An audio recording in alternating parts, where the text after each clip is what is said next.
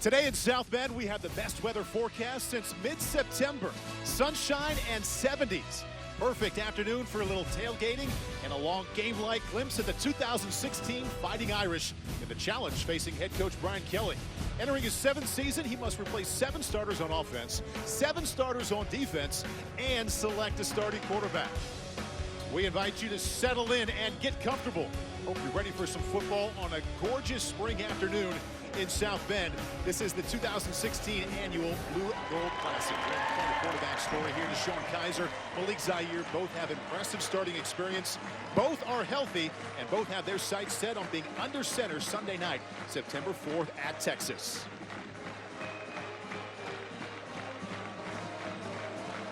And they're not only building a football team here in South Bend, they're also rebuilding the stadium. As you can see, the Campus Crossroads construction project continues. And in the name of progress, you're looking at our temporary broadcast home.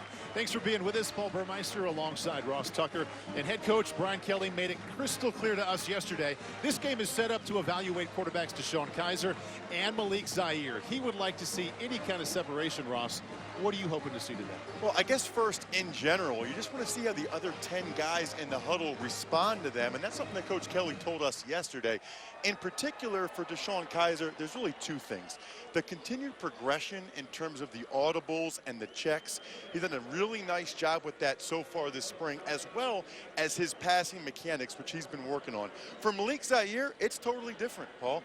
This is his best opportunity to stake his claim for the starting job. Everybody you talk to says he's a gamer, he's a playmaker. Well, the lights are on. It's time for him to show what he can do here in the Blue Gold game. Here at NBC, Ross, as you know, we're used to having a Collinsworth on a football broadcast. Jack is a junior here at Notre Dame. He's been heavily connected to the football team ever since he arrived on campus, and he's now joined by head coach Brian Kelly. Guys, 75 and sunny, just like it's been all spring long. Coach, you told us yesterday that you built this game around the quarterbacks. What do you hope to see? Well, they got to compete. Each one of them is going to have to manage some things offensively by obviously splitting the squads. There's some young and inexperienced players at certain positions, and those challenges are going to have to be met by the quarterback, and he's going to have to handle it. So there's going to be some adversity, and we'll see how they work through that. 14 starters lost, 10 of those invited to the NFL Combine. As guys step up, where have you been most pleased so far?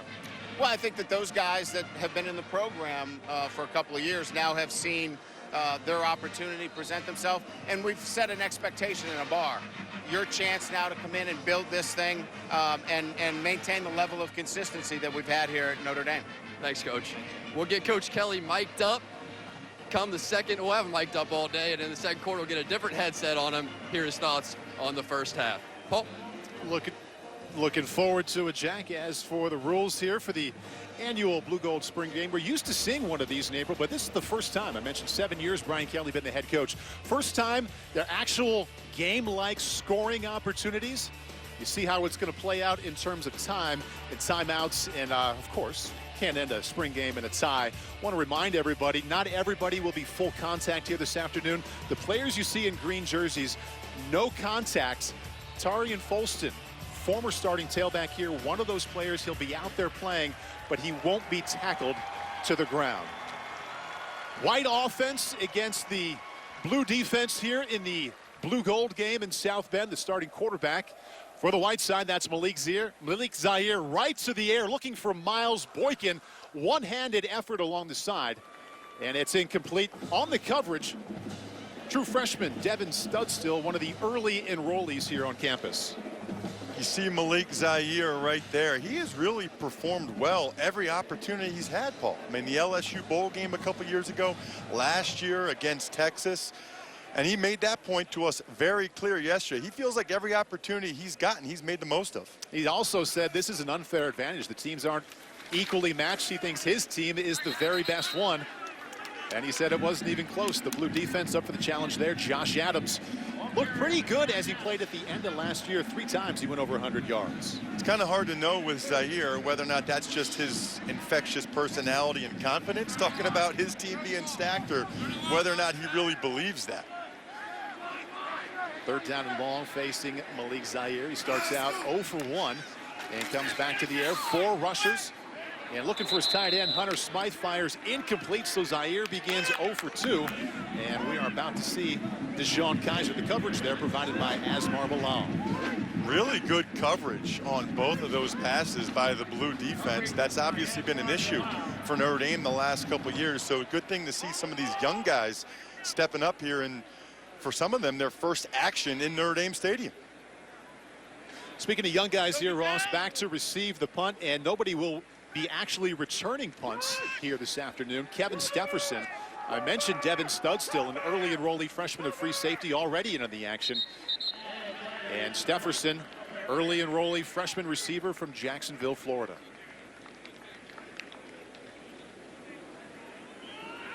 So here's what they have coming back in terms of skill position players. And keep in mind, Brian Kelly has to replace a 1,000-yard receiver in Will Fuller and also a 1,000-yard rusher in C.J. Procise. Get used to hearing a lot of these names for the next few months here in South Bend. I think they really feel good about where they are at quarterback and at running back. I think it's the wide receivers that they want to continue to see progress from. Dexter Williams is the tailback. Kizer to the air, and there's Williams out of the backfield. Nothing but green in front of him. Easily a first down for the Blue Squad on their first play. Really just like the command that Kizer showed right there off the bat. Calm, cool, and collected. Nothing downfield. Knows where his check down is, and Dexter Williams is going to be a factor in this backfield. Coach Kelly's been very clear about that.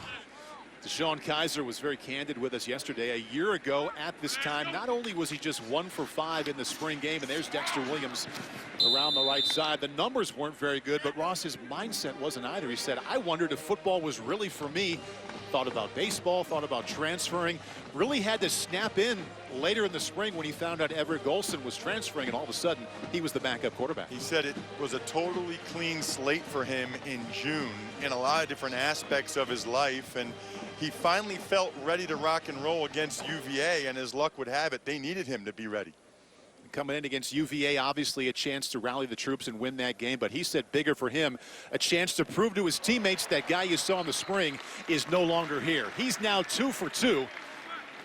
And on the first down connection, that's Equanimous St. Brown.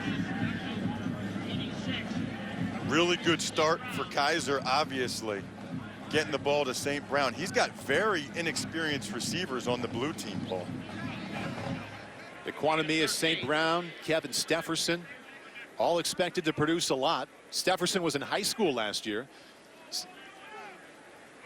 Equanimous had only 1 catch in 2015. Early movement on the O-line, a major story here in South Bend this spring as they had to replace, in the process of replacing 3 starters from a year ago. And right there, it was Jimmy Byrne, who is a junior, really more of a depth player at this point, getting an early jump, a little anxious.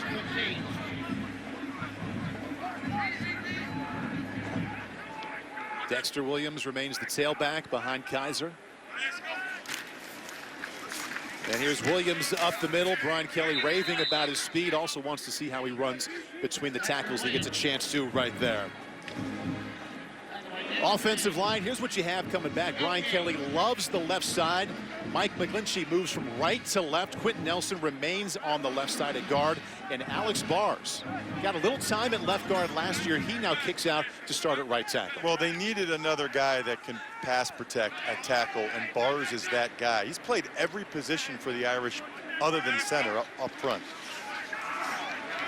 Kizer 2 for 2, slides to his left. There's his most impressive throw of the afternoon. Inside the 25-yard line goes the early enrollee freshman Kevin Stefferson. Both Coach Kelly and DeShone Kizer told us that Stefferson might have the best hands on the team already. Look how much time he has here, Paul. Little play action pass. Kizer showing good poise again. Stefferson on the deep in cut, wide open. Kaiser's on the money so far. He was not yesterday. When we watched practice, he was kind of spraying the ball all over the place, but he's keyed in today. Love the feel in the pocket, just sliding to his left. He's now 4 for 4. This is a completion out to the left side. Once again, St. Brown, his second catch of the afternoon. Really nice protection so far for the Blue. which is a great sign because that's the more inexperienced offensive line. When the blue has the ball in particular, keep your eye on the center, right guard, and right tackle. Those are the three new starters, if you will, up front. We know what Nelson and McGlinchey can do. It's the center, right guard, right tackle, Bivin and Bars that we need to keep an eye on. It's not just the number, replacing 3 out of 5 starting offensive linemen, but the kind of challenge Harry Hiestand facing. Perhaps the 2 most important, the center and the left tackle. In the process of finding replacements there, as McGlinchey's on the left side, kicking over from the right, which he played last year. Dexter Williams trying to show that speed, never made it to the outside. That's Max Redfield. Interesting past couple of months for him. He was suspended for violating team rules in the Fiesta Bowl.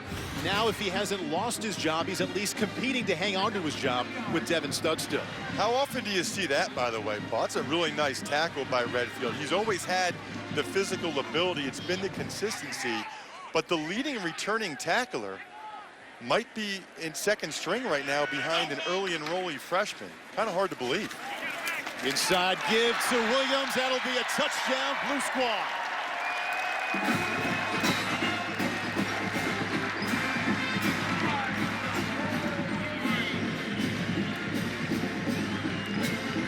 Well, Coach Kelly told us that Dexter Williams was going to be a factor. I think he's trying to prove that. Just a little inside zone scheme. He breaks 2 tackles. You see the raw power that Williams possesses. A lot of attention on Josh Adams. Obviously, they're getting Tari and Folston back, but Williams extremely impressive on that drive. A game-like opportunities presented to find some separation at the quarterback, but you also find out about a speed tailback like Dexter Williams. Like you pointed out, not just the speed, but breaking 2 tackles on a 17-yard touchdown run. Malik Zaire started out 0 for 2. DeShone Kizer hasn't thrown an incompletion yet. Dexter Williams has the touchdown, and it's 7-0.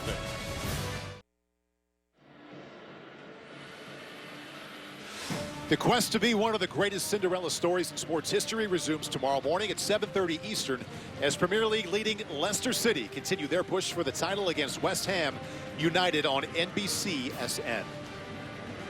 Gorgeous day here in South Bend for the blue-gold spring game. Dexter Williams, 17-yard touchdown. DeShone Kizer starts out 4 for 4.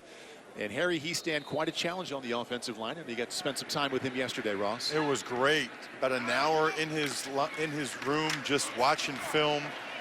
He did a great job in the NFL for the Bears. He's done a really nice job so far here at Notre Dame. And that was one of the areas, Paul, that Brian Kelly said he feels pretty good about. You know, one of the areas where they're replacing 3 starters that they've made a lot of progress this spring. Devin Studstill, we've talked about him already, number 13, early enrollee freshman, makes the tackle there. And already, early in the second series, he has been in on a couple of impressive plays. Malik Zaire still looking for completion, number 1. Here's another handoff. Josh Adams cuts it up across the 35-yard line. Defensive line for Brian Van Gorder, entering his 3rd season as the defensive coordinator. And safe to say, Ross, Isaac Rochelle is the leader on this group right now? Without question. He's the one bedrock that they can count on. You look at other guys like Jerron Jones, who was really excellent a couple years ago, especially against Florida State. Jerry Tillery. They have the physical ability, just haven't quite put it all together yet this spring. 3rd and short, the inside pitch to walk-on wide receiver Chris Fink. Looks like he has just enough for a first down. I don't know if there's a team in the nation, Ross, at linebacker that lost more than the Fighting Irish. Jalen Smith, the best linebacker in the country, and Joe Schmidt, really the nerve system, really the guy that made it go at middle linebacker. Right, we won't see Greer Martini today. He's out with an injury, but Onwalu is pretty much exactly what you're looking for from an outside coverage linebacker. Brian Van Gorder's been very happy with him. And he said Niles Morgan, there's not a guy on the team he's more proud of so far than Morgan this spring. Chris Fink was a little short of picking up a first down, so Kevin Stefferson back to receive. And a fair catch mandated there at the 11-yard line. So 2 possessions for Malik Zaire, 0 points, and DeShone Kizer has 1 touchdown drive on his only series. Secondary coming back, an interesting mix. You have Cole Luke and Max Redfield. They're the most experienced of the defensive backs, and they're very happy to have Drew Tranquil back. Both of his last 2 seasons ended with torn ACLs. Right, one of the names you don't see there is number 14, Sean Crawford, who everybody you talk to absolutely raves about. He's only 5'8.5", 180 pounds, but he has cemented himself in the spring as a guy that they're counting on to be a big-time playmaker this fall. DeShone Kizer back at quarterback. He started the game 4 for 4 in that opening touchdown drive that ended with a 17-yard touchdown run from Dexter Williams. And here's Williams out of the backfield. The white defense there in a hurry, and they're in bunches, led by Avery Sebastian. You know, it's interesting, Paul. You think about the first 2 drives for Malik Zaire, and you compare it to DeShone Kizer. You know, Chris Fink was a couple inches short of the first down there. Who knows? They get that first down. Maybe Zaire gets a chance to get the drive going. But that's the way football is. As a quarterback, it's not all on you, but when you have your opportunity, you have to make the most of it. It was another 3 and out for Zaire. Second down 10. Dexter Williams cuts it back, finds nothing going, doesn't make it back out to the 15-yard line. Gain of less than 1, and that's Josh Barajas there for the tackle. Andrew Trumbetti got in there as well. They've moved him back to rush end, where he feels much more comfortable. He's a guy that, you know, when you're in one-on-ones in practice, he really flashes some ability, but doesn't always, in live 11-on-11 situations, really turn it loose. Trumbetti really the one they're looking to on the edge to come up with those sacks and lead the way, as Notre Dame, that defense finished bottom half of the country in sacks last year. First real 3rd and long situation for Kizer. You see him changing the play. They've given him a lot of latitude in that regard this spring. Tarian Folston in the green jersey all the way to the left, and here's Kizer with the run. Big 6'5" quarterback coming at you, brought down by Sebastian, but he has just enough for a first down. And he said he was surprised at how often he ran last year and runs it well right here. Love the audible here. He saw 2 wide 3 techniques. Those are the guys outside the guard, Paul, and he saw a huge opening, checks into a quarterback draw. Look at this check. He sees both defensive tackles are wide. They're going to rush up the field. Perfect check by Kizer. That's one reason why the coaches are so excited by his progress this spring. Tarian Folston, green jersey, not all the way back from that torn ACL. They want to see some acceleration and burst, but they don't want to see him go all the way down to the ground. And I think that just being around the program the last couple of days where I was talking to players and the coaches, they love what they have at tailback. They know he'll be ready in the fall. They like Adams. They like Williams, too. Right. Watching practice yesterday, I don't think Folston is quite all the way back from that knee injury, which is one reason why he's wearing the green jersey. I just didn't see quite the burst he had back in 2014. Kizer on the roll to the right. And he can't throw that ball any better. Kevin Stefferson, the early enrollee freshman, couldn't come down with it. That was an absolutely beautiful throw by DeShone Kizer, and Stefferson gets it right in his hands. And DeShone Kizer told us yesterday that Stefferson has the best hands on the team, so you don't see that very often from Stefferson. They're expecting that young man to help him this year, and I think he will. You mentioned yesterday when we watched practice, Kizer, even though the ball came out in an impressive way, he was kind of spraying it around a little bit, inaccurate. He has not shown any signs of that today. That was his best throw yet, and his only incompletion, which, as you can see, was not his fault. 3rd down, pump, stays in the pocket. Wanted Folston, and that's incomplete. It's funny talking about DeShone Kizer. You mentioned a year ago. I mean, a year ago, you watched the spring game, he was a total afterthought, not even in the discussion. And then yesterday, he was a couple minutes late to meet with us. He said, you know, I forgot there's so many people on campus. My life's a little different now. You know, people are stopping him. They want to talk to him. They want autographs. They want to take a picture with him. His life has done about a 180 with the sensational fall he had. 4th down and 8. Chris Fink, walk-on wide receiver, same high school as Malik Zaire. Kettering, Ohio, fair catch on the 25-yard line. Want to recognize Director of Football Media Relations Michael Bursch, and a special moment in his family happened on April 8th last week. And congratulations on the birth of their first son, Garrick Charles Bursch. Again, born April 8th. Wife Sarah, mother Sarah, doing very well. Congratulations to Michael. Back here to South Bend after this.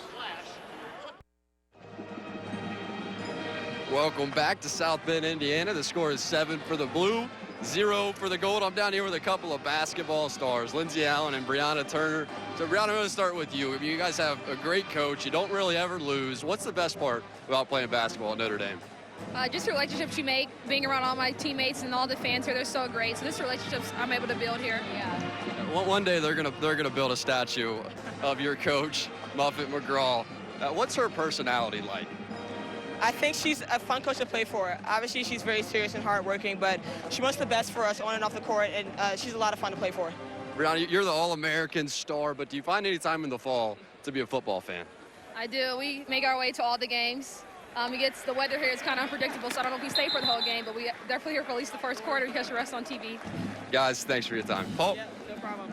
The team finished 33-2 last winter, 26-game winning streak. The success continues for the Irish on the court. That was a completion, Malik Zaire's very first one, to veteran wide receiver Torrey Hunter Jr., who Brian Kelly expects to take the place of Will Fuller. Right, he's the most experienced, the leading returning receiver. They need him to make a lot of plays this fall. Zaire double pumping and looking deep. Pass interference called as he was looking for Chris Fink. 2 flags in, back deep with safety Drew Tranquil for the Blue Squad. Tranquil kind of panicked right there. 15-yard penalty, first down. He had pretty good coverage. It's interesting because you look at Fink, I think most people look at him as a slot receiver. He got behind him, and right there, Tranquil panicked, and rather than playing the ball, just tackled Fink.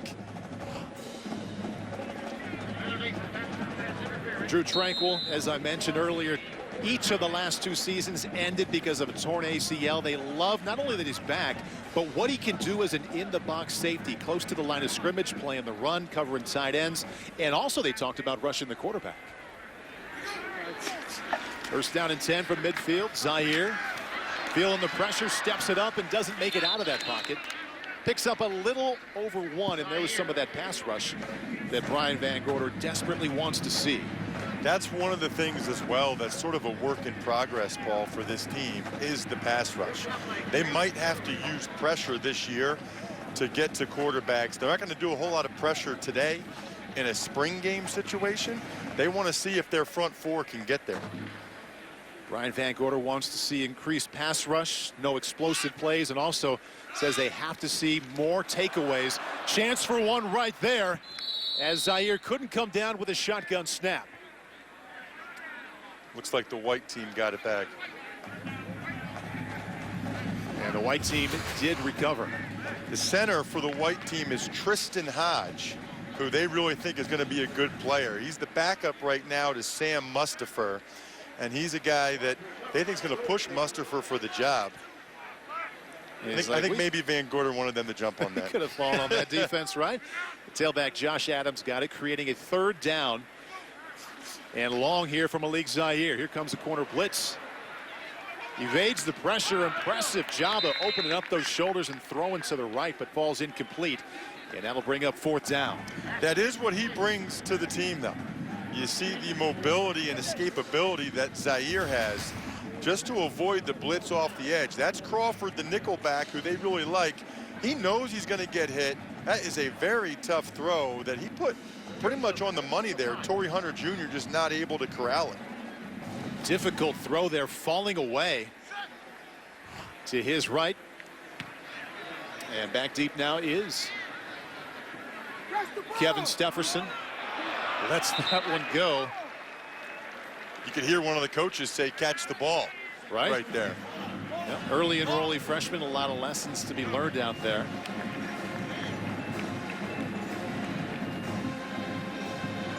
DeShone Kizer right now 98 yards away from another score, but last year spring game was rough, but the season really got underway for him right here.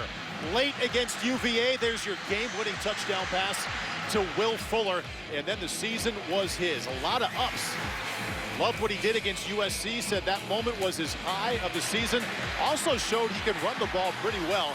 21 touchdowns, also 10 rushing Started the final 11 games last year, and now he's fighting to prove that he ought to be the quarterback September 4th against Texas. And I think what might be most impressive to me, Paul, is how he played on the road against Clemson and Stanford. I mean, you're talking about two of the top 5 teams in college football last year. They lost both those games by a couple points, but Kaiser had performed in both of them. It's Ari and Folston, again, the green jersey. He is not to be brought to the ground. That's his second carry.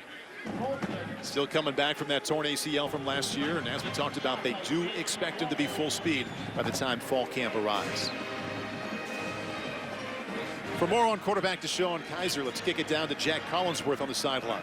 Yeah, we've seen him develop as he goes, but just from meeting with DeShone yesterday, if you want to talk about the leadership stuff, how about when he said he doesn't feel like he needs to force relationships or friendships in the locker room, but he wants to breathe confidence into the guys that he knows this team is going to need to get over that hurdle and get into the championship. I thought it was so cool when he talked about taking Max Redfield aside and just saying, listen, you are a great football player. I believe in you. I believe you're the guy at safety. That's the kind of subtle leader DeShone Kizer is. Different kinds of leadership styles to show at quarterback, and you're much more willing to show your personality, whatever it is, once you have 10 or 11 starts under your belt. He said, I'm not a big rah-rah guy. I'm not going to get after these guys. They know what they're supposed to do. And the conversation Jack talked about with Max Redfield, the kind of leadership that he wants to show. Well, and you have to be yourself. I mean, guys can tell if you're being phony or you're not being authentic. Zaire's a little bit more outspoken. DeShone Kizer prefers side one-on-one conversations. To the air, Kizer standing in that pocket and firing. And that one falls incomplete. Almost on cue. Max Redfield making another play right there. He showed it tackling earlier. This time he's going to do it in coverage. They brought a blitz off the edge. So Redfield's pretty much in man-to-man coverage right there. And does a nice job staying with St. Brown. Is St. Brown, and the blue team will now punt it away. They scored a touchdown on their first drive. That was Dexter Williams sprinting in from 17 yards out. And Malik Zaire will begin his next drive from his own 36-yard line. Heck of a punt right there. That's one thing you don't talk about enough, Paul, but they've got pretty much everybody involved in the kicking game back. That's such a comforting feeling for a coaching staff to have the entire operation, the long snapper, you know, the punter, the kicker, all returning. 59-yard punt. Brian Kelly talking about what he's focusing on this spring. So there's so many replacement stories that eventually it's going to be about the team identity once we get into August. But right now, it's less about that, much more about individuals emerging and growing into roles. When they were backups, now they have to accept and prove that they can be starters. Malik Zaire chased from the pocket. And that's been a little theme here. Standing in the pocket and flushed out. Avoids the sack. But that's how the first quarter will come to an end. The blue team on top of the gold, 7-0. You're watching the annual Blue Gold game in South Bend.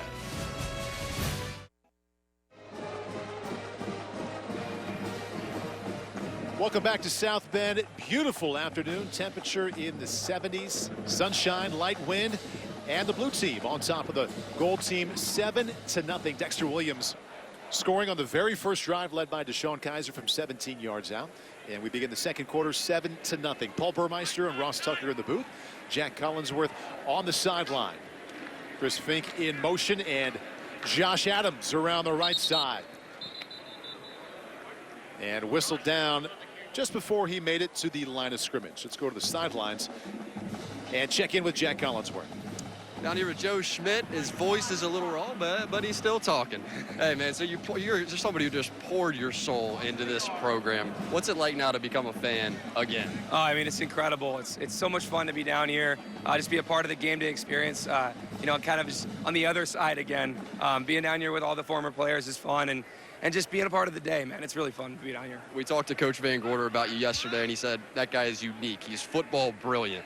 How would you describe your old coach? Well, that's humbling that he would say it, because I think he's football brilliant. He's an amazing coach, an amazing guy, really just an incredible mentor for me and for everybody else on this defense. I love his system. I love playing for him, and I think he's a unique type of football coach that we're very lucky to have here at Notre Dame. a lot of eyeballs now turned to Niles Morgan. Is he ready for this moment? Oh yeah, I mean Niles is preparing as he was going to be the starter for 2 years. I think you know there's nobody that's prepared better than he has. He understands the defense inside and out, and he's growing as a leader and as a football player individually. So I'm excited to see how he goes in the season, but I'm really looking forward to see how he performs. Thanks, Joe. Yeah, man. And Brian Van Gorder yesterday really praised Niles Morgan as much as he did any of his defenders, said he really admires him. Took some tough coaching, and he just went on and on about the kind of character and how he's developed the last couple of years. There's no question they need him to step up. He is really powerfully built in the lower body, something I noticed yesterday. He gives them a true thumper at that spot. Coach Brian Van Gorder said, I'm as proud of him as anyone on the defense. Well, top of the broadcast, Ross, we talked about the quarterbacks. We're looking for separation between DeShone Kizer and Malik Zaire. And Kizer is the one who's gotten off to the better start. Without question. So far, so good. Showing poise in the pocket, knowing where to go with the ball. That was probably his third read when he got it out to Dexter Williams. Again, throwing a strike to Stefferson over the middle. Kizer really looks in control. And again, made the right read there on the read option. Dexter Williams did the rest. Dexter Williams back in the backfield, right up the middle, burst with the defense there to bring him down at the 23-yard line. Tackle made by Barajas. And DeShone Kizer doesn't look like the kind of quarterback who would be a running threat, but he had a nice run for a first down on a critical third down, as critical as one could be. The spring game a little bit earlier this afternoon, and he had double-digit rushing attempts 7 of the last 9 games in the 2015 season. And he's 242 pounds, Paul. I mean, he is a big young man. Williams out to the 25-yard line. I always wonder in a situation like this where you have 2 quarterbacks competing for the starting job, what's going through Malik Zaire's head right now? You know, because he knows that he really only has the first half to show what he can do. He knows Kaiser's moved the ball well. That's got to be tough mentally. You don't get that many opportunities to really showcase what you can do. You can sense that maybe he feels his efficiency not quite where it needs to be, looking downfield quite a bit, looking for that big play, and misconnecting so far. But he was emphatic in telling us yesterday, everything I put on film so far proves that I should be the guy. And we'll see if he can put that kind of production on film here in the second quarter. There's Kizer running again. And the football did come out. They're going to blow it dead. After he was whistled down, and that's the second time this afternoon he's picked up a first down with his legs. He loves that quarterback draw on third down. I don't blame him. Let's see when the ball comes out. Right knee is down, and then the ball comes out. Take a look at it one more time from a different angle. Max Redfield's bringing him down. There's the right knee down, and I don't see the ball out yet. So I think that's the right call. There's no instant replay in the blue gold game, is there? No. First down from the 32. Corey Holmes, fastest wide receiver on the team. Brought down just as he crossed the 35-yard line. That's Cole Luke, the most experienced defensive back on this team after a gain of 3. Holmes has the speed to burn that they've had with Will Fuller. They're just looking for him to show that running down the field when he's actually running routes. You know, there's football speed and there's track speed. Holmes is getting there, but he's not quite there yet. You take a look at Luke, too, Paul. I was so impressed by him yesterday in practice. He must have gotten his hand on about 3 or 4 footballs just in a short practice yesterday. Kizer underneath the St. Brown. Big hit put on him right at the 37-yard line by Daniel Cage. Coaches were talking up Cage as well. Those defensive tackle jobs are open, and he's been very impressive so far. A couple times when the Blues gotten stuffed up the middle, it's been Cage. Good redirect there once he identified the play, and that has to hurt. I mean, that is a big man rallying to the football right there. You get the feeling from talking to Brian Van Gorder and Brian Kelly, they are as anxious to see players emerge on that front 7 as any group here on this team. I think they feel better about DN right now, a little clearer picture than they do at defensive tackle. The good news is they've really built up their numbers and their depth the last few years, so a lot of quality players competing. Penalty marker down as Dexter Williams tries to cut it back inside. 2 penalty markers down as Williams makes it back out to the 37.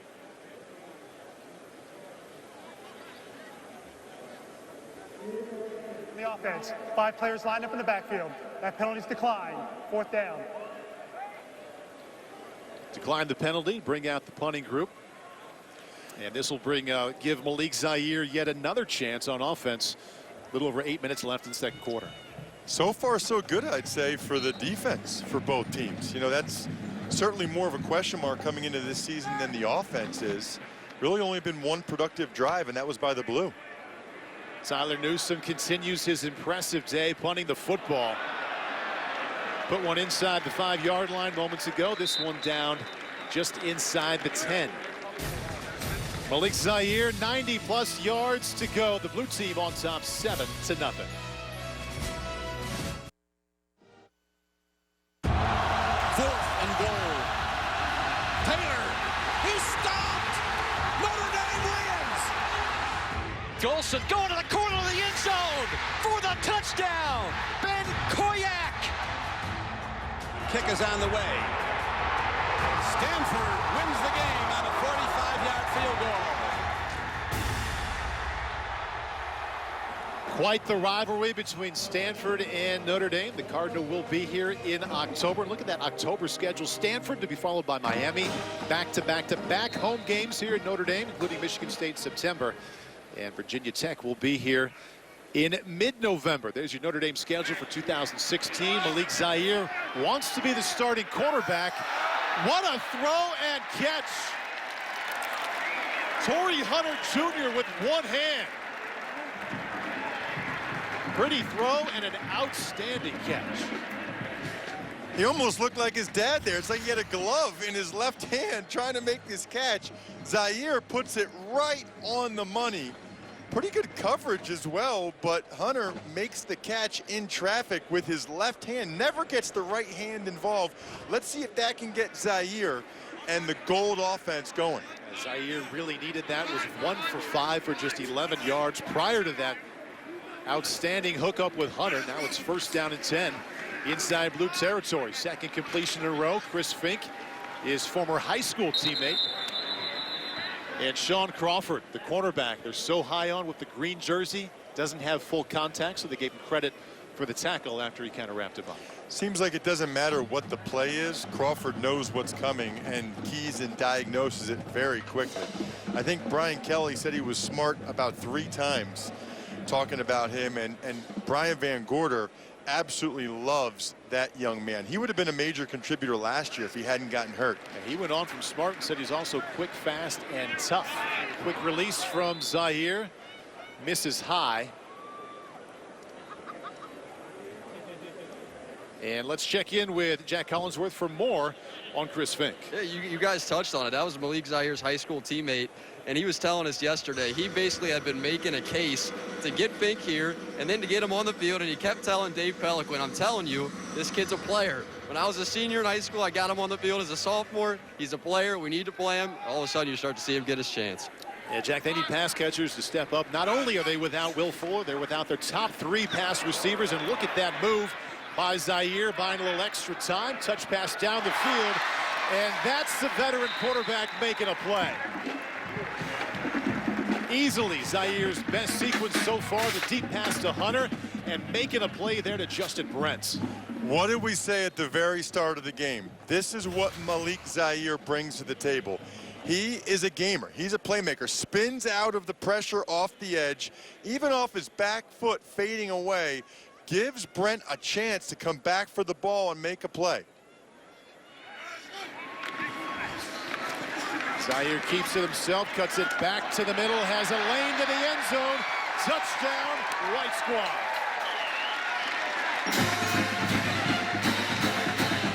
That is the drive that Malik Zaire needed after a slow start. It almost looked like a broken play, Paul. It wasn't, but watch where Zaire wants to go. He wants to go to the left side there. There is nowhere to go. He cuts it all the way back behind the traffic, was able to find that green grass. Run the daylight, as they say. Zaire has always been an excellent runner. And you said earlier, too, Paul, when he's gotten the chance to play, his accuracy has been fantastic. 2 of his 3 starts, he had only 3 incompletions against quality teams. LSU and Texas, though they were down last year, was an awesome 19 out of 22. Malik Zaire needed that. Excellent through the air and finishes the job on the ground. Dexter Williams has a touchdown for the blue team.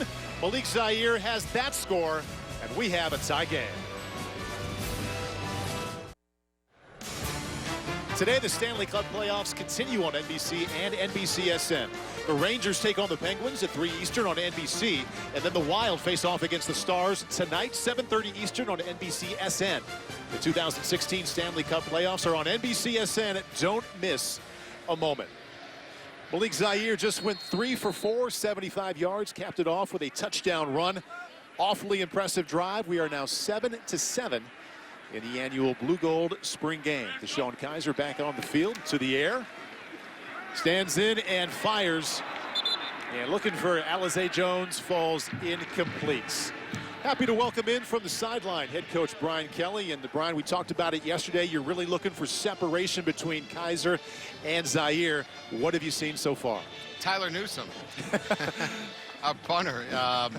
You know, obviously, I think what I'm impressed with more than anything else is, you know, certainly the quarterbacks are managing, you know, what they're asked to manage. But I think it's a clean game, you know, fundamentally sound defensively. Offensively, we've had, you know, really one miscue in terms of, you know, obviously a penalty. But, you know, for a spring game, doing the little things right and, you know, making some plays on both sides of the ball.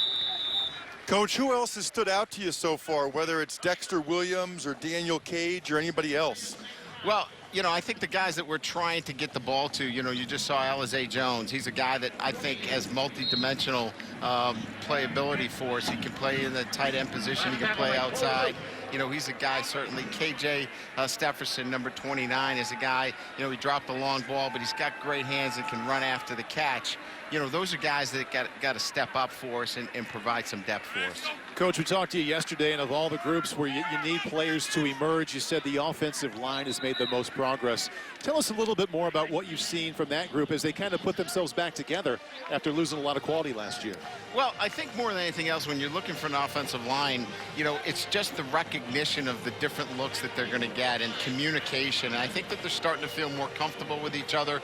Sam Mustipher taking over at the center position has got to do a great job of recognition of what the fronts are. And we see a lot, you know, with our defense and Coach Van Gorder giving us a lot of looks. Good communication. It's been a pretty solid first half so far, Coach, for the defense, really, for both sides. Have you been happy with their progress throughout the spring and so far today? I have, and I think more than anything else, it's the fundamentals. We had one PI late where we call it a panic PI where, you know, Drew Tranquil kind of panicked on the play. I think he was in pretty good position. He just needed to make a play on the ball. But the fundamentals are solid. I think we're getting good support. Gap, you know, integrity has been excellent, and, you know, the tackling has been really solid. And that's what you're looking for in a spring game in this kind of venue. Hey, Coach, it's only one drive of a spring game, so we keep it in perspective. But considering, and Dexter Williams showing some nice speed off the left side there, already has a touchdown. But considering how important this day is to Malik Zaire, and he got off to a tough start today, how vital was that last drive when he led that touchdown drive? I think confidence is important when you're coming back from an injury, and certainly you're fighting to be the starter. You know, he certainly came into this game wanting to, you know, obviously get himself the opportunity to get this starting position. So, you know, it looked like he, you know, obviously the long throw to Torrey Hunter was a great throw to get us out of tough territory, and then a great run. That's what he can do. He can throw it, he can run it. He gives us that kind of dimension at the quarterback position. Coach, you told us yesterday you really wanted to see how the other 10 guys responded to both DeShone and Malik. What have you seen so far in that regard? Well, again, I think it's, you know, managing the little things, you know, whether it's, you know, getting guys lined up right, or certainly, you know, from an offensive line perspective, making sure that they get into the right protection, so you're changing things. And I think both of them have done a pretty good job. And so, you know, from my perspective here going into the first half, I think both of them have handled themselves. I don't think any, you know, anything earth-shaking is happening here. Both of them have effectively done their jobs as the quarterback. Brian, we've had a lot of discussion about Zaire and also Kizer, of course, but Help us understand what we can look forward to with the third-string quarterback, Brandon Wimbush, here in the second half. Well, he can make all the throws. He's got the physical ability to do all the things that we ask our quarterback to do. It's just a shame that we haven't had a second football on the field, so he could get some reps as well, because we've had to focus so much on, Kaiser and Zaire in terms of getting them the appropriate number of reps, so it can clearly be, a decision on who the starting quarterback is. But Brandon's he's going to be a fun guy to watch here in the second half. Hey, Brian, we appreciate your in-game insight. You're free from us. Enjoy the weather and the rest of the action here today. Thanks, guys. Thanks for having me on. Brian Kelly, head coach of the Irish, and back to the quarterback situation, Ross. We asked him yesterday if he's thinking about maybe playing both of these quarterbacks, Kaiser and Zaire. He said less than ideal. Maybe one could complement the other, but it just felt like he would much rather have one starting quarterback. Well, he said that's not off the table, but I got the sense that he really wants to pick one. He said as soon as it's clear who the guy is, he's not afraid to name it. He's going to say who it is as soon as he identifies who that guy is. He talked about not being able to make everybody happy. He even referenced, the Ohio State situation last year. It is very tough to keep everybody happy. You have to ultimately pick the guy that you think is going to do the best job and go with it. Tarian Folston, green jersey, the tailback to the right of Kaiser. Not cleared for full contact yet. That's why he has on the green jersey. And Kaiser had that one knocked down and almost picked off. Micah Drew Treadway making the play on defense. And Brian, before the game, when he was talking to Jack Collinsworth, Ross, he mentioned that, the quarterbacks are going to have to deal with controversy here today and some adversity. And I wonder how much it's going to help with the evaluation of Malik Zaire, because he started out 1 for 5. That spring game adversity came back in that drive to go 3 out of 4, a couple of perfect passes and the touchdown run. That's a great point, Paul, because he did bounce back from a sluggish start. You think about it, what happens on that drive if Torrey Hunter Jr. doesn't make that miraculous catch? I mean, it was a great throw, but if he doesn't make that catch, then it's probably maybe another 3 and out, and we're not having the same conversation. It's just the situation and circumstances around a competition like this make it fascinating. Brian Van Gorder bringing a little bit of heat. That's what you want to see DeShone Kaiser do.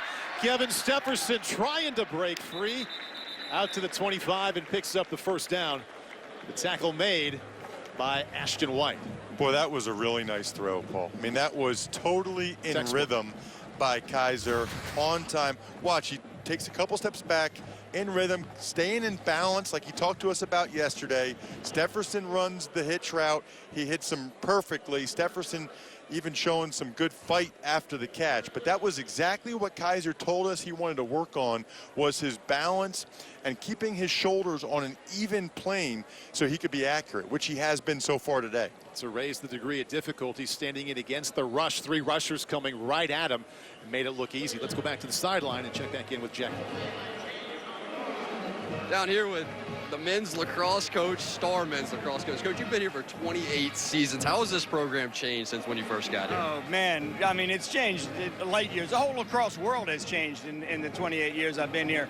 But, we went from a relatively new program that was really kind of moderately funded to a program that kind of has all the pieces in place now, and so it's great. And we're competing at a really high level year in and year out, and that's awfully fun too. From a coach's perspective, from one coach to another, what do you think of the quarterback decision Brian Kelly has coming up? I think I'm glad it's in the hands of a great coach like Brian Kelly. Me too. Coach, we really do appreciate your time. All right, Jay. Well, Irish have the #1 ranked lacrosse team in the nation. It's easy for a coach to smile when you have that. Yeah. While they were having that conversation, we were admiring that throw by DeShone Kaiser in the face of pressure, changing his release point, and throwing a strike. Yeah, that might have been his most impressive play of the day, under duress.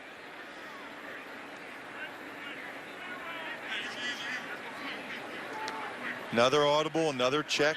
They've given him a lot of freedom this spring. It's gone extremely well. Said that's his way to toy with his experience that he has now. Firing to the end zone. Falls just incomplete. So here's the play we were talking about from DeShone Kaiser. Against the pressure, and sometimes as a quarterback, you just got to make it happen. Like drop down and fire sidearm. Wow. That was amazing, because that was a bust up front. That was a mental error. Jonathan Bonner came in scot-free And Kaiser does his best Brett Favre impersonation there at about half sidewinder throw. Really, really impressive. And he got the ball to Alize Jones, who we said earlier is going to have to be a major factor on offense. Brian Kelly even brought him up as well. Inside give to Dexter Williams, fighting down just to the 5-yard line. Kaiser told us yesterday, Ross, that Malik Zaire was the quarterback who could kind of make things happen, make something happen out of nothing. He was much more precise and pragmatic, wants everything to be perfect. But that was a great example there. He could veer off of that script and make something happen himself. And that's one of the reasons why you want to have a truly competitive game like this, because you want to see how each guy reacts when things don't go well. Remember, Zaire spun out of a blitz off the edge one time and made a play. That time, Kaiser shows he can make a play when there's a mistake up front as well. Coming up at halftime, Jack Collinsworth sits down with Brian Kelly, DeShone Kizer, and Malik Zaire. Ross and I will analyze the first half play and what we've seen from these top 2 quarterbacks, and we'll be joined by Notre Dame Vice President and Director of Athletics, Jack Swarbrick, to give us the latest on all the renovations here in and around Notre Dame Stadium. That's coming up at halftime. 42 seconds left here in the second quarter. Getting back to something we also just saw, Alize Jones. You talked about him, number 10, and it's such a good example of what's happening in college football, the pass-catching position. Brian Kelly says he wants to be like Kelvin Benjamin, wants to be the big wide receiver out wide. We want him to block a little bit as a true tight end. I think in the end they kind of find him as a hybrid tight end receiver. Well, and that's the way things are going in the NFL, Paul, and you know that. But with Jones, he averaged almost 15 yards a catch last year on his 13 grabs. He is a big-time playmaker at that position. I noticed that yesterday. Whether it was the 2-minute drill or 7-on-7, nobody could cover Alize Jones. He's 6'4", some big targets here for whoever wins the starting quarterback job. Boykin over 6'3", St. Brown also at 6'4". Kaiser now 4 options to his left and 1 to his right. Game all tied at 7. Inside a minute here until halftime. It's Williams in motion. Kaiser keeps it himself. Got just across the 5-yard line before he was brought down. Tackle made by Jonathan Bonner. Another time out by the Blue here, trying to preserve the time to get a score. It would be a big thing, I believe, for Kaiser if they can get another touchdown here. That would really be a feather in his cap. Malik Zaire, fresh off of his 1 touchdown drive. He went 3 out of 4 and a touchdown run. Talking with Brian Kelly. Paul Burmeister and Ross Tucker in the booth. Jack Collinsworth on the sideline. All right, Ross, finish the sentence here for me. The Irish coming off a 10-win season. They can sniff another double-digit win season, perhaps even go by that, if which group really steps up this fall? Well, I'm going to say the defense in general, and really the front 7. Yeah. They lost a guy that Brian Van Gorder said is the best college linebacker he's ever seen in Jalen Smith. If that group can progress, because I feel pretty good about how they're going to be in the secondary. I really do. I think they've got enough guys with experience and competing back there that they're going to be fine. They need the young guys to step up in the front 7 on defense. And if they do, I think they can be right back having a double-digit season.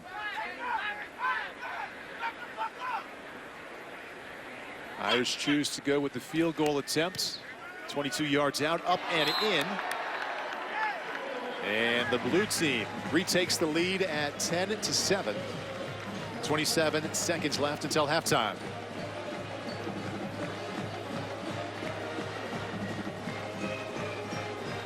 Incoming class, looking forward to seeing them all on campus come August. And you've seen Kevin Stefferson quite a bit. Wide receiver, been involved in the action. He's going to have his teammates join him here later on in the summer. That's the offensive side. And on defense, the one who has really stood out so far, number 13, Devin Studstill at free safety. And all kinds of talent will be joining him when fall camp begins in August. We had the conversation with Brian Kelly yesterday about all the early enrollees. We talked about Stefferson, and we also talked about Studstill. And it's really the culture of college football now. I mean, just a little over a decade ago, high school kids didn't come to campus in January and begin spring football. He said now it's part of the culture, and we try to make it a point to recruit the kind of kids who have the maturity, who can handle being college football players and students that early in their career. Right, and it's not easy to do that at a school like Notre Dame. I mean, there's certain academic qualifications you have to be able to enroll early. But I got the sense, talking with Coach Kelly yesterday, that he'd like everybody to do it if he could. It's really two parts of recruiting the kids to come here and sign, and then recruiting them to come early and be a part of it. Zaire leaving it a little bit behind his intended receiver, Boykin. And 23 seconds left. You know, this is one of those situations, Paul, if you're Zaire, you want to try to make a play, but what you really don't want to have is a negative play. You know the situation, know the down and distance, know the play clock. And neither one of the quarterbacks have thrown an interception yet. Zaire started 1 for 5. Kaiser got off for the 4 out of 4 start. And both have now settled in and made nice plays here in the second quarter. Zaire to his former high school teammate Chris Fink. Not a bad throw, but falls incomplete. Zaire is not afraid to throw it down there, and Drew Tranquil is not afraid to lower the boom either. That's the physicality that he brings that the coaches really, really like. The physicality and the toughness. I mean, this guy's already back on the field after a torn ACL, full contact, full go. There's no green jersey on Tranquil. And Brian Kelly mentioned no one would have thought any less had he not participated full go in spring football, but here he is, and he's been out here the entire time.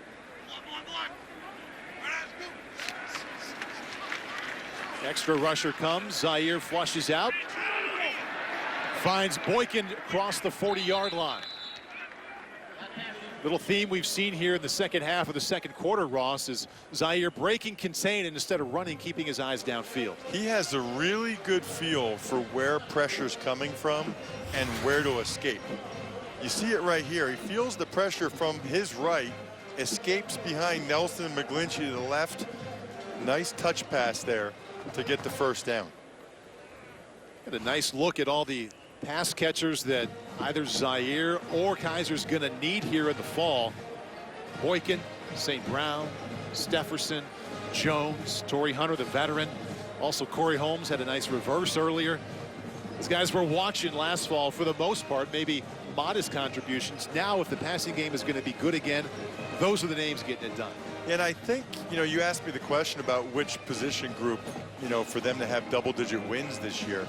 I think wide receiver is probably the other one that I would have said, in addition to the front seven on defense, because you lose that much, that's hard to replace. But one of the things they've done, and Jack mentioned Dave Peliquin earlier, who does a really good job heading up Notre Dame's recruiting department, is just the depth and the numbers they now have at every position. I mean, everywhere across the roster, they've got 4 or 5 guys that have been in the program, scholarship players that should be ready to seize their opportunity. It's their time now.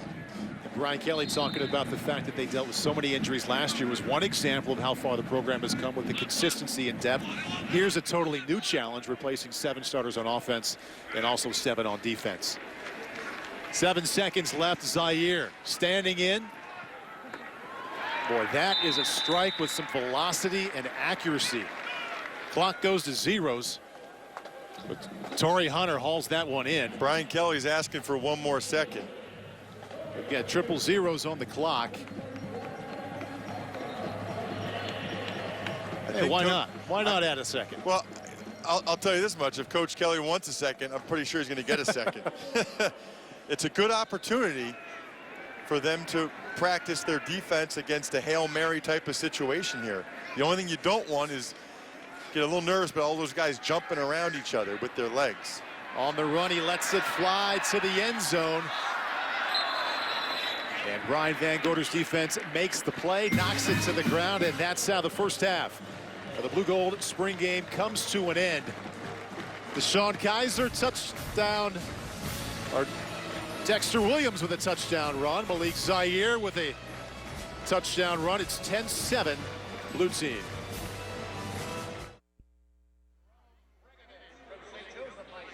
welcome back to South Bend, Indiana for the Blue Gold. Game score is 10 blue, 7 gold at the half. A lot of talk in the first half about the quarterback competition between Malik Zaire and Deshaun Kaiser. Now, we all start to form a little bit of an opinion on the topic, but deep down, we're glad it's somebody else's decision to make. Here's what the boss, Brian Kelly, had to say. Josh Adams in the backfield. They fake it to him, and Zaire going deep down the field. Will Fuller wide open. Not only do we have one quarterback, we have two that have the capabilities to run what we consider to be the strength of this team. You have to make sure that you have an identity with both quarterbacks. When Malik's on the field, we know who we are. When Kaiser's on the field, we clearly knew what kind of football team we are. Back in the spring of last year, I didn't know who I was. I didn't have an identity as a quarterback. Didn't even know if I should be playing a position.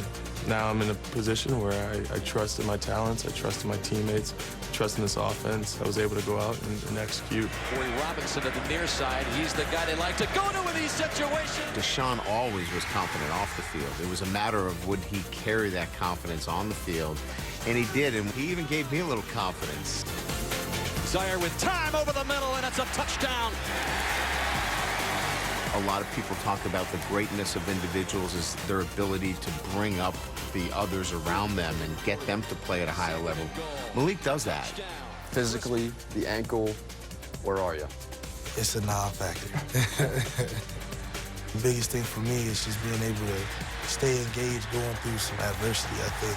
Football aside, what's your relationship like with Deshaun? We've always had a pretty close relation, I thought, and we talked a lot about everything before, everything has come to now. There's this mutual respect that, we want to win here. We both want to ring, and we're going to do whatever it takes to get it.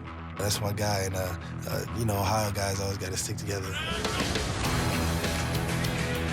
As long as we've clearly identified who we are with that person on the field, you can plug and play, and that's what we intend to do. We're going to continue to let these guys compete, but we have to have a clear identity as to who we are, and then the quarterback will fall into line. We'll take a look at the numbers of Malik Zaire and Deshaun Kaiser in just a little bit here, but the eyeball test, just watching what you saw in the first half, either one of you look better than the other to you? Well, I think we pretty much saw what I expected. Deshaun Kaiser making the checks, getting the team in the right reads, and then making plays when he has to.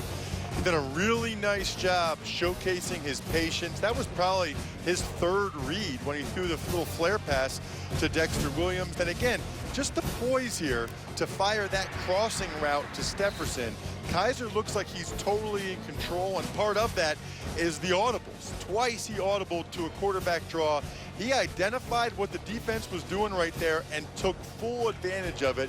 Those are the type of things that coaches obviously love. And then this was the most impressive play of the first half, the little sidewinder throw by Kaiser. For Zaire, Paul, it's been pretty much what he showed us the last couple years. This is a guy that can make plays when the game is on the line. A perfect strike to Torrey Hunter Jr., who made the spectacular one-handed catch. And he spins out of a blitz off the edge, shows some patience, lofts the ball down to Brent to make a play, and he really is a dynamic runner. I mean, this was supposed to go to the left. He cuts it all the way back. There's nobody there, and that's the playmaker, Zaire, making plays. Those are the highlights, Zaire and also Kaiser. Here are the numbers now. Zaire, 6 for 15, not great. He did have to throw the Hail Mary at the end. It also started out 1 for 5. In between, a lot of nice plays with his arm and also with his feet. Much more coming up from South Bend. The second half coming with the blue team on top, 10-7. Welcome back to South Bend, Indiana, the annual Blue Gold Spring Game. Over 28,000 here, enjoying temperatures in the 70s, and the blue team on top of the gold, 10-7. Happy to be joined now by Notre Dame Vice President and Director of Athletics, Jack Swarbrick. And let's begin not with football, but with the football stadium. The Campus Crossroads project continues. That's why we're up here on our perch here this afternoon. Give us an update on how it's going and what we can look forward to. Well, first of all, thanks for being willing to work in these very temporary facilities. You guys are doing a great job. Construction is coming along great. It's going to change the dynamic of the stadium very significantly. It'll be a louder stadium. The video board, I think, will add a dimension we've missed for quite some time, and it's going to add energy to the building. And so from our student athletes perspective, it's going to be great. But of course, the amazing thing about this project is 80% of it has nothing to do with football or athletics. It's all about academic space and space for student affairs. I think we can all relate to some renovation being done on our house at certain points, and we come around and ask the contractors, what about this? Why isn't this done? How much time do you spend here on this project throughout the week? You know, my job was to get it going, and then it gets passed off to the university architects and administration. So, in fact, this is the first time I've been in it. Nice. Delegating and just letting it happen and admiring the pictures and looking forward to what is coming here with the stadium renovation project. I mentioned the incredible weather in the 70s. Obviously, we're watching the spring game, but there's baseball, there's softball, there's lacrosse, there's soccer. How many other activities are you taking in on campus today? Well, I started with women's lacrosse before this game got started, and I'll run over to baseball when this is over. So you're right, it's a ton of activities. You know, we've had such a great sports year so far. Currently, we're ranked 5th in the Directors' Cup among all Division I schools. The Elite Eight run by our men's basketball again. A great run by our women's basketball team, and Molly Seidel winning 4 NCAA championships in track and field. Just been a great year. And it's not just on the court and on the field.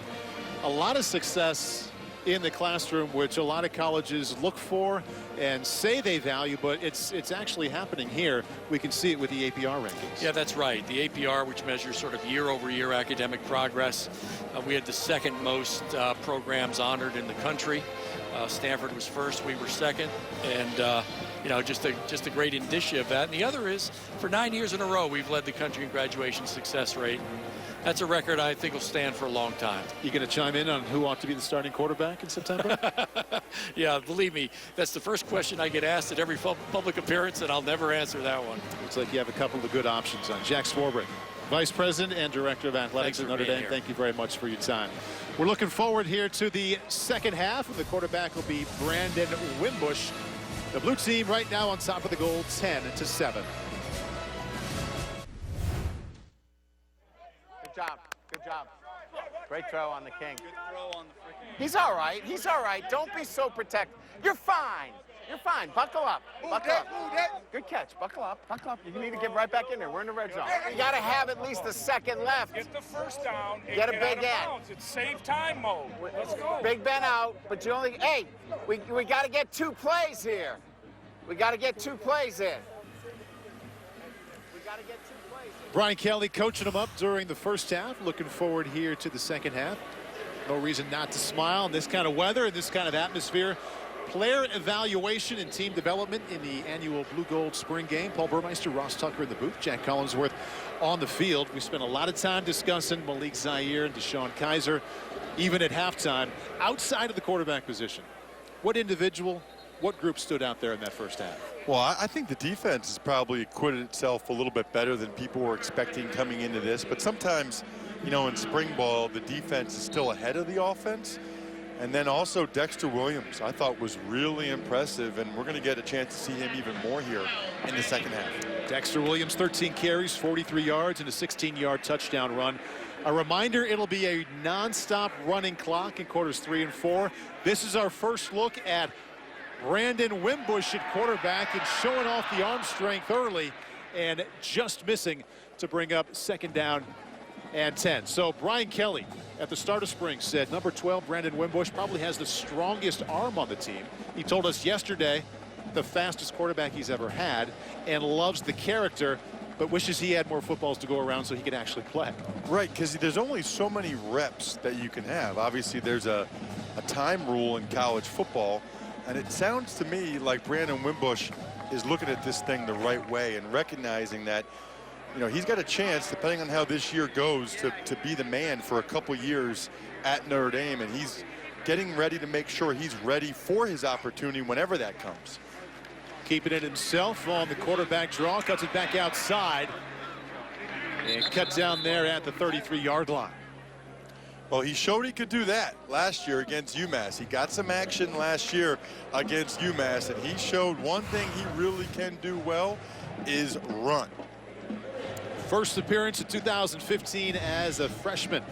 Wimbush keeping himself, little hesitation, and as Ross pointed out last night, some poor tackling. And then acceleration to the end zone. That's the highlight of his freshman year. Didn't get to play a whole lot. Played right there against UMass and a little bit against Pittsburgh. And now getting a chance here in the second half of the spring game. Let's go to the sideline and check in with Jack Collinsworth. Down here with a couple of Super Bowl champions with the Denver Broncos, although now both of them no longer with the Denver Broncos. So we'll start with David Bruton, Ryan Harris as well. David, what's it like being back on campus now? You know, it's amazing. You know, it's just great to feel welcomed back at this university, and, you know, still feel like I'm part of the family. It's second to none by any means. I just absolutely love coming back when I have a chance to.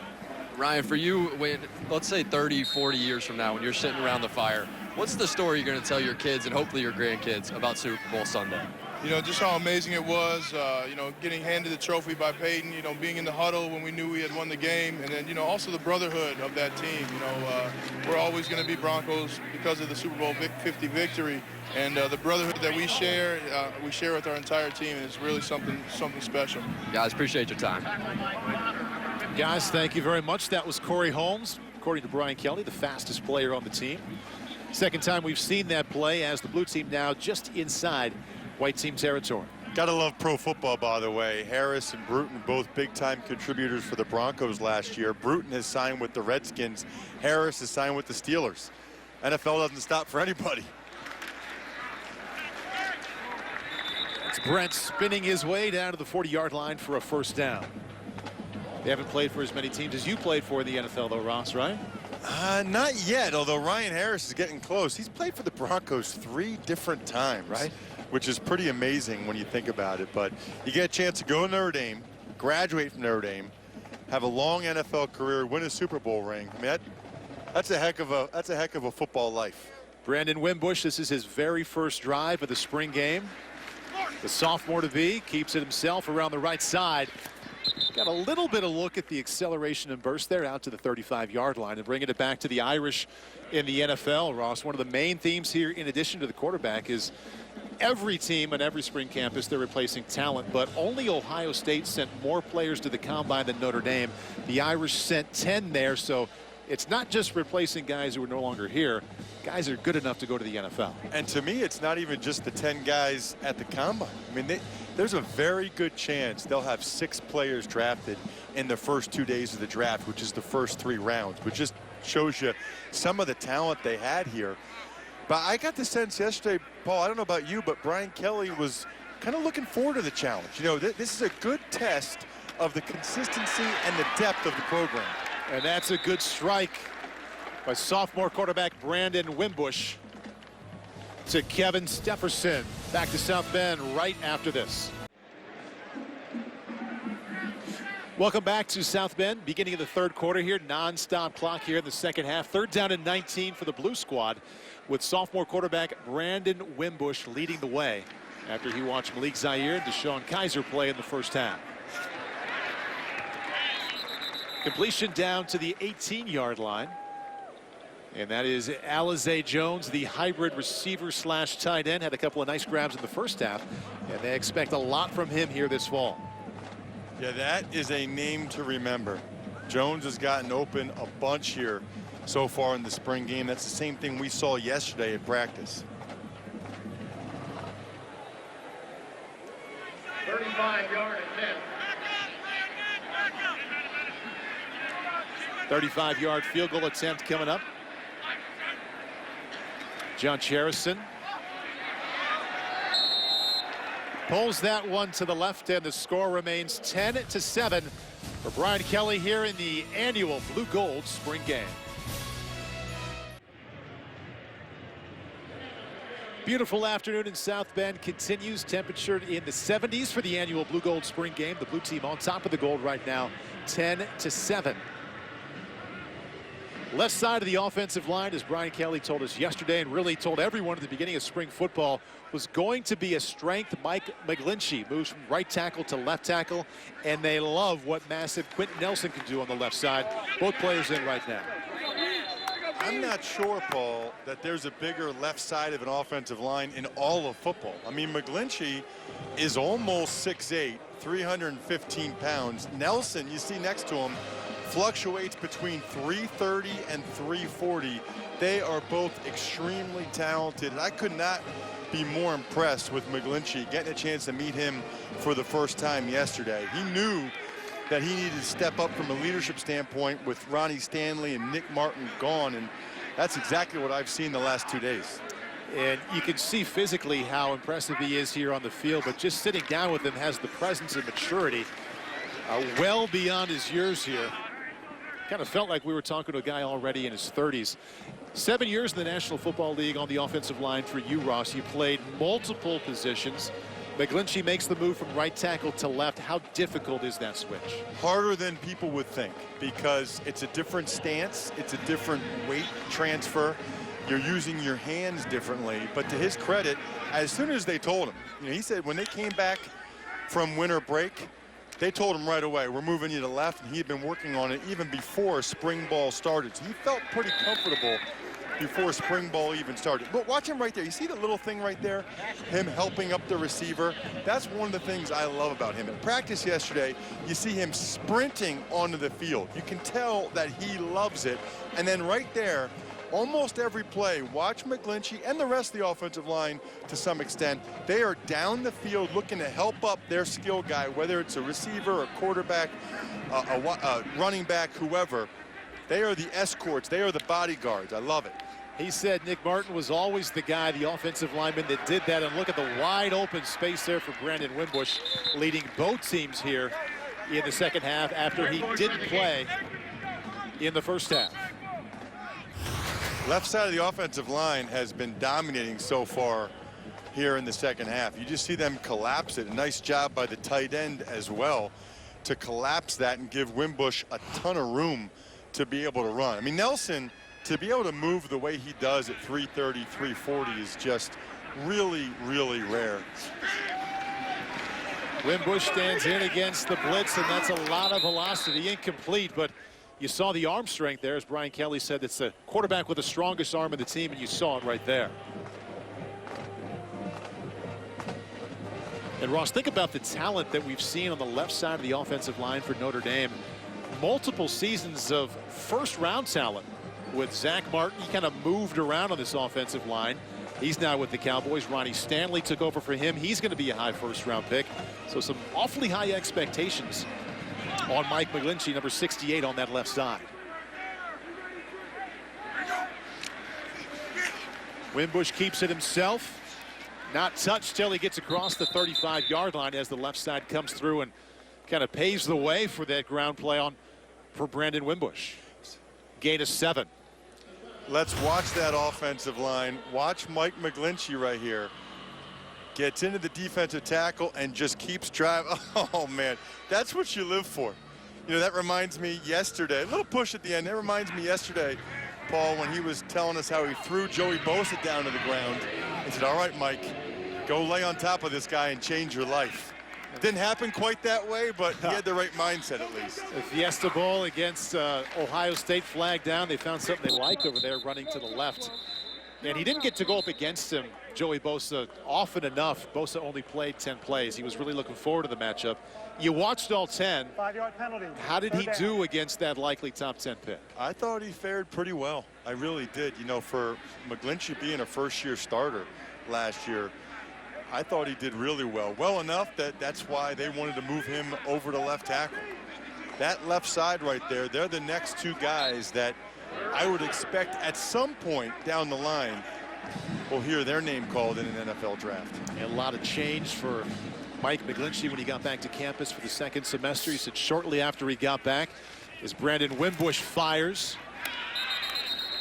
Crawford tried to break that one up, but Chris Fink fights for the ball, takes it away, and it's a first down. But he found out right away. He's moving to the left side. And before we get back to McGlinchey, Chris Fink, we knew he was going to be a story with these pass catchers. And he fights for it and keeps it away from the guy who might be the top corner, Sean Crawford. He's going to help them this year. You know, they've had some valuable walk-ons here over the years, and I think Fink's the next one. Joe Schmidt, perhaps the most recent and best example. Did such a nice job at middle linebacker here, playing alongside Jalen Smith. That does it for the third quarter. 1 quarter to look forward to. More Brandon Wimbush, more of a glimpse at the 2016 Irish right after this. Top of the broadcast, we talked early and often about the quarterback competition going on today. On the right, that's DeShone Kizer. On the left, Malik Zaire. Brian Kelly said he set up this game solely to evaluate these two and try look at see if anybody can create any advantage. See what Kizer did on the left, Zaire on the right. Both led a touchdown drive. This is Brandon Wimbush, the third-string quarterback.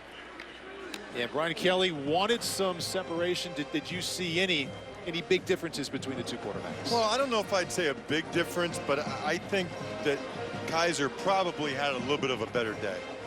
Because it wasn't, to me, just the plays he made. It's getting the team in the right audibles, the right checks, the poise that he showed. You know, I think he has the ability to make some plays when things break down like Zaire. Maybe not quite to the level of Zaire, but I think all the pre-snap stuff, the poise, and the comfort level, I think Kizer is a little bit ahead of Zaire right now. Well, Kizer certainly got off to the better start. 4 for 4, touchdown on the first drive. Dexter Williams from 16 yards out.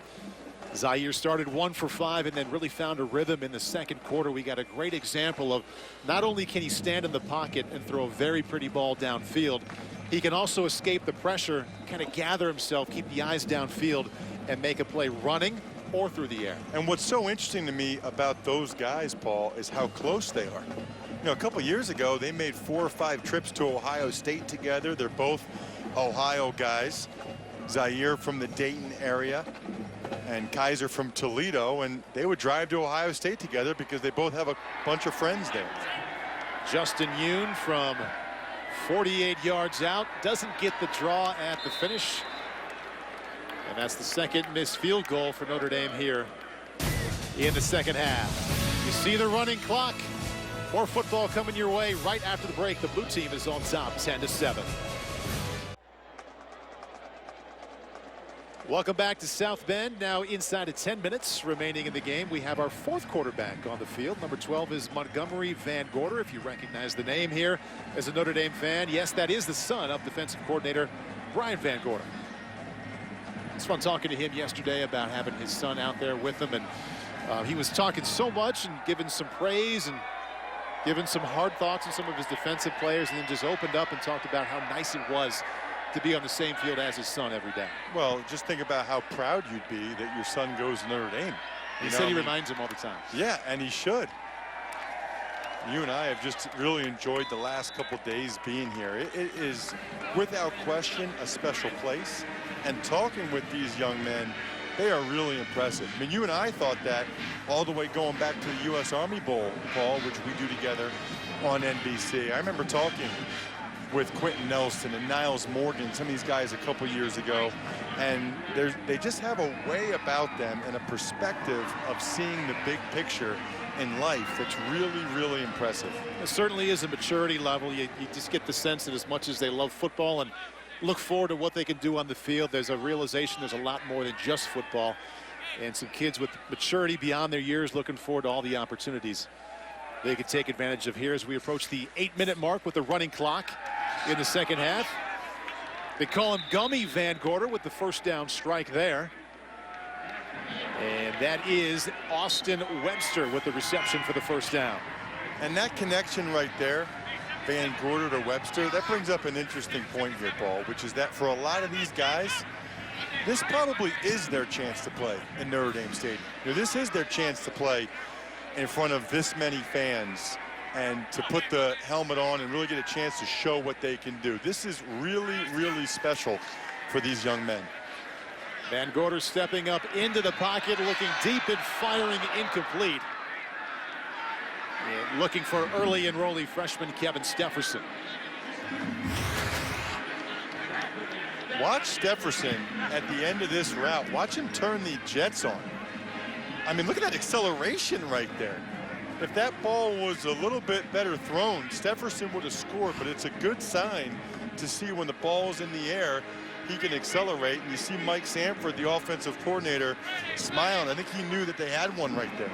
I think DeShone Kizer, Malik Zaire, all the quarterbacks in that room smiling. Nice to have a coordinator back for a second consecutive season. Van Gorder, nice job rolling to his left and finding Corey Holmes. We've talked a lot so far, Ross, about the offensive line movement on the left side. How about the right side for Brian Kelly? Number 71 is Alex Bars. Now, he played left guard last year, started a couple of games, broke his ankle against USC. Now he kicks out. Looks like he's got a pretty firm hold of the starting position at right tackle. Yeah, they really like him. Not just his versatility, but his length and athleticism. And just the fact that Harry Heastan, the offensive line coach, moved him out there told you something. Just like this shows you something right here as well. And that's Justin Brent, fourth string tailback here. Brent's made some plays today for both teams.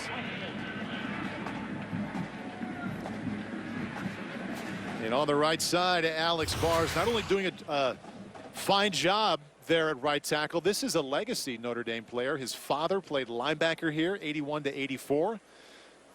Football in the family. Brother Brad played at Penn State. Brother Blake played at Michigan, and it looks like he's making the transition from left guard to be the starter at right tackle. Well, it speaks very well of him that when Harry Heastan, the O-line coach, knew he needed another tackle, Bars was the guy he pegged for the job. We've seen all the quarterbacks execute the quarterback draw. That's the first chance for Montgomery Van Gorder. Yards short of the first down as he has the blue team on the move. We approach the 5-minute mark. The blue team on top by 3. The running clock continues here as we approach the end of the 2016 Blue Gold Spring Game in South Bend.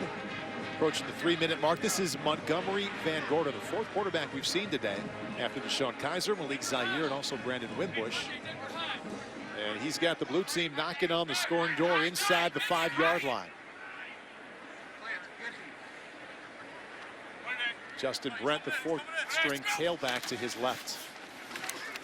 Van Gorder for the second time on this drive with the quarterback draw. Fights inside that 2-yard line to bring up third down. You know, for a lot of these guys, Paul, it's just so fun to be out here in a game-like situation, right? I mean, anybody out here was a very good high school player. Van Gorder's a walk-on. He was able to go ahead and lead his team to a state championship. So it's just fun for them to get a chance to actually play football in a live atmosphere. Inside give. This is Justin Brent, and that's the white defense. Stiffening up there at the 1-yard line to keep him out of the end zone. This reminds me of that Stanford game from 2012. There you go. Stanford going to be right back here in October. Just How about like Christian Miami will be. How about Christian McCaffrey? Oh, man. I mean, that will be a fun game to watch. That's one of the best rivalries in college football right now. The Iowa Hawkeyes certainly had a tough time bringing him down there in the Rose Bowl. Stanford, Notre Dame in October will be a great one here this fall. Van Gorder into the end zone. Bringing a smile to his face, I'm sure, and also his dad, the defensive coordinator, on the sideline. You see DeShone Kizer out there to celebrate.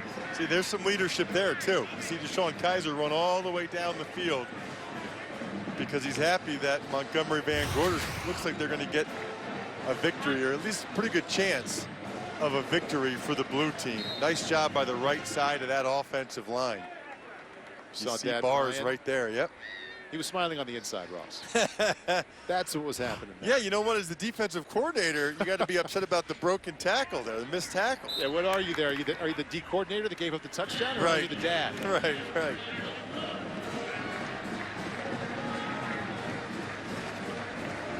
Coming up tonight, Premier Boxing Champions is in prime time on NBC. Undefeated U.S. Olympian Errol Spence Jr. will take on former world champion Chris Alger.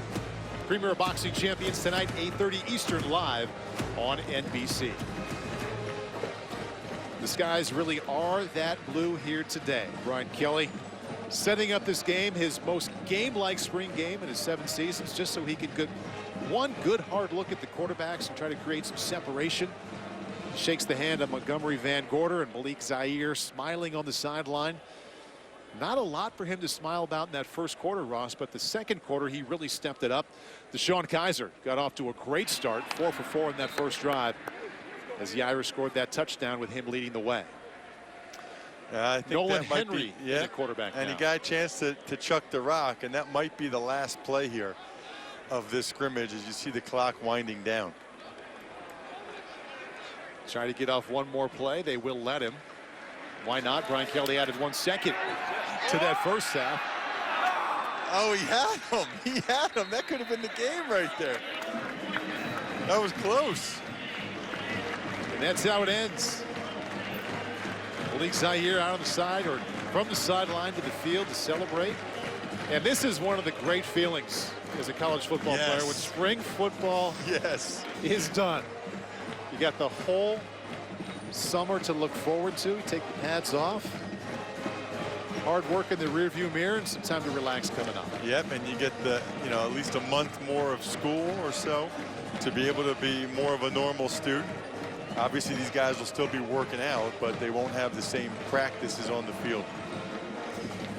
But two of the quarterbacks scored today. DeShone Kizer, we just saw him there. He did not score, led the drive that finished by handing off to Dexter Williams, 16-yard touchdown run. That was early in the first quarter. Then Malik Zaire in the second quarter. Excellent run, cutting it back and finding the end zone. And moments ago, Montgomery Van Gorder scores himself. And 17-7, the blue team on top. Brian Kelly, head coach, is with our man on the sideline, Jack Collinsworth. Coach, it was a quarterback-heavy spring throughout. Evaluate what you saw today. Well, I think it was more than that. I think both units, I thought fundamentally sound. A little bit of everything. I think the MVP goes to our punter. Tyler Newsom was outstanding today. But I think it was a little bit of everything. I think it was good football on both sides of the ball. I mean, fundamentally sound defensively, offensively, a little bit of everything. Some guys obviously stepping up and making some plays. So I was pleased with overall, coming out here and having a competitive day, and that's really what it was. It was set up for the quarterbacks. I thought that they did a nice job, but I don't think anybody separated themselves. Coach, thanks. Thank you. Alma mater underway, a tradition at Notre Dame, in one of the corners here of the end zone. Brian Kelly says a little bit of everything today, and at the very end, maybe the most important comments that he didn't really see any separation at quarterback between Zaire and Kizer. Right, and I thought Kizer performed a little bit better than Zaire, but my opinion doesn't really matter that much when it's all said and done, to be honest with you, Paul. What matters is how Coach Kelly ultimately feels at the end of the day. And I got the sense that this competition, pretty much no matter what happened today, was going to head into fall camp. And Brian Kelly talked about the defense, and it kind of felt to me, talking with you and listening to you the last couple of hours, that you were pleasantly surprised by the defense today. Yeah, I think if you look what they've done statistically the last couple of years, it's a concern. Notre Dame's defense should be top 20, top 30 if they want to be a college football playoff team. And they lost a lot of good players from that defense last year. So for them to come out here, and even with some injuries on that side of the ball, to make some plays, I thought was really impressive. A lot of losses up front. Sheldon Day in the middle, Jalen Smith and Joe Schmidt, and in the back end as well, a lot of rebuilding to do, which is part of the excitement on campus here in South Bend. Coming up next, Mecum Auto Auctions is live from Houston. Over 1,000 collector cars and vintage rides will hit the auction block floor. And later tonight at 7:30, first round action of the Stanley Cup playoffs. The Dallas Stars visit the Minnesota Wild in a crucial Game 2. For Ross Tucker and Jack Collinsworth, I'm Paul Burmeister. Thanks for being with us. So long from South Bend. We'll see you right back here for the home opener on September 10th.